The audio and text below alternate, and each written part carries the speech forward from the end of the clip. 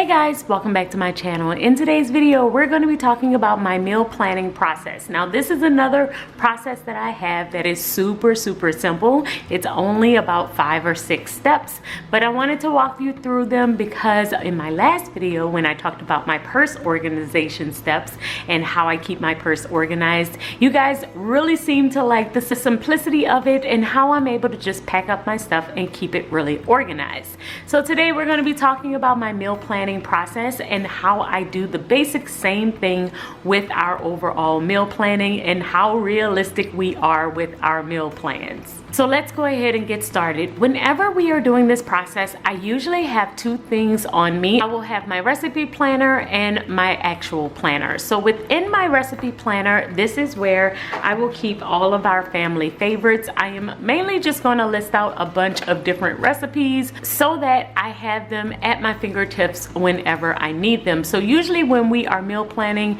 this is the book that I will flip through to see what we have done in the past, what we have liked, and if I want to pick anything else for the future or for the upcoming week. So I usually do all my meal planning within my planner, and we used to do it on a monthly basis. So what I used to do is actually turn to my monthly view, and I will write down all of the menu ideas and everything that we plan to eat throughout the week on this spread.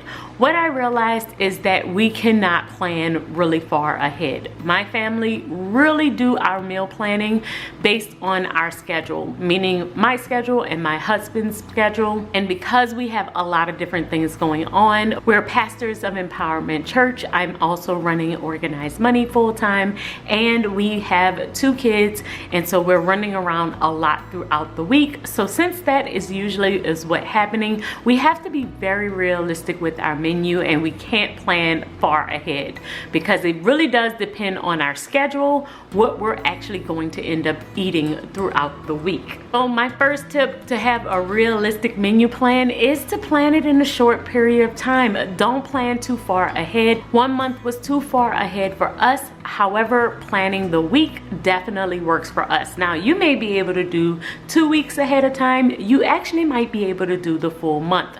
But for us, because our schedule fluctuates so much, planning the week is what works best for us. Normally, when I'm planning my week, I will keep up with my menu on my weekly spread.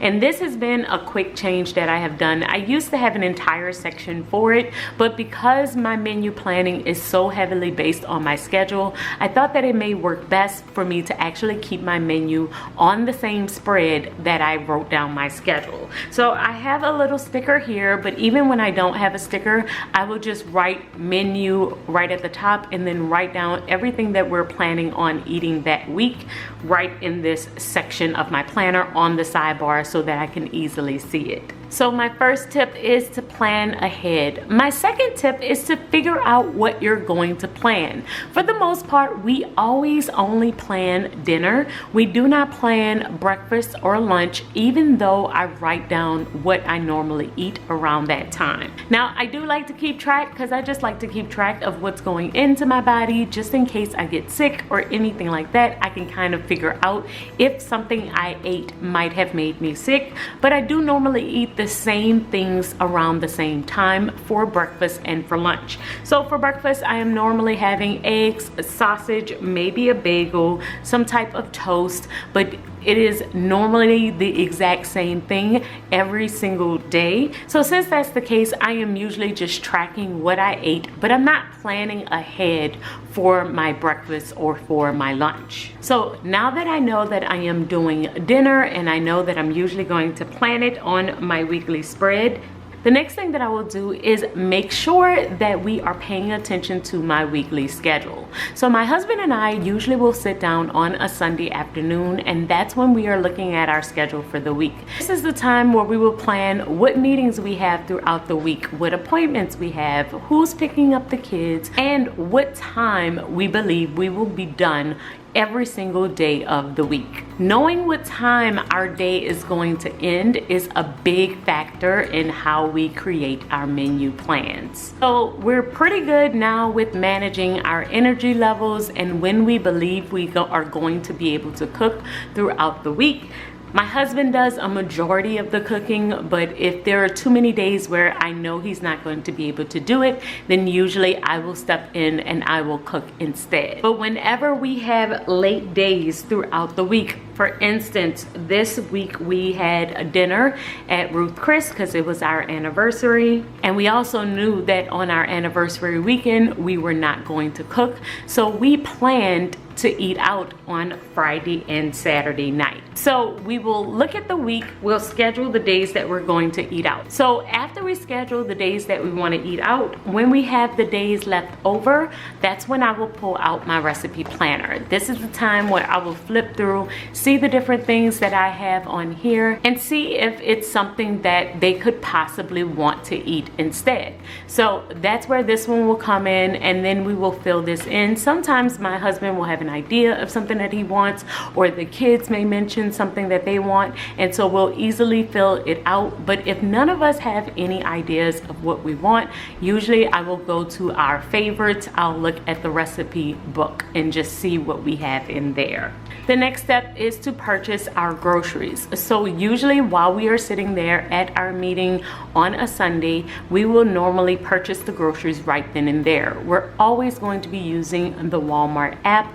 Within this app, we can select the different things that we want while we're talking about it and purchase our cart right then and there. Then my husband is able to pick up the groceries, bring it home, and we have everything we need. And the best part about that is that we know we have stayed on budget because we have selected everything that we want and we know the total before we even purchase. And the last step in this process is what I had talked about a little bit before, is actually tracking our breakfast, lunch, and dinner, making sure that we actually ate what we said we were going to eat and checking it off here.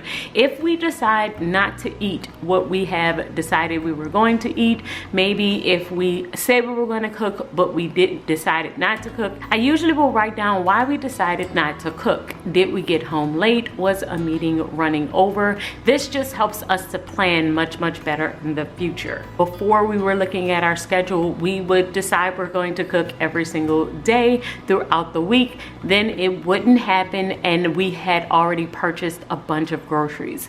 So that ended up meaning that we ended up tossing a lot of the groceries that we had. We were wasting a lot of money because we had purchased groceries and we were still eating out. But now that I'm planning this way, I am way more realistic with what's going to actually happen. I'm saving a bunch of money because we are not buying groceries and still eating out, and I am able to just plan our meals a little bit better if I know we are going to eat out, and put a little bit more money aside for eating out so that we can still eat a little bit healthier even though we are still eating out. So that is my overall process. I know that that's super simple, but let me know in the comments below if you do anything else other than what I do. I do love planning on a weekly basis. I do feel like it has helped us to really stay on top of our grocery budget and what we're actually eating. But I would love to know your tips. Make sure that you leave them in the comments below, and I will talk to you guys in my next video. Until then, keep organizing your life so that you can achieve your dreams. Bye guys.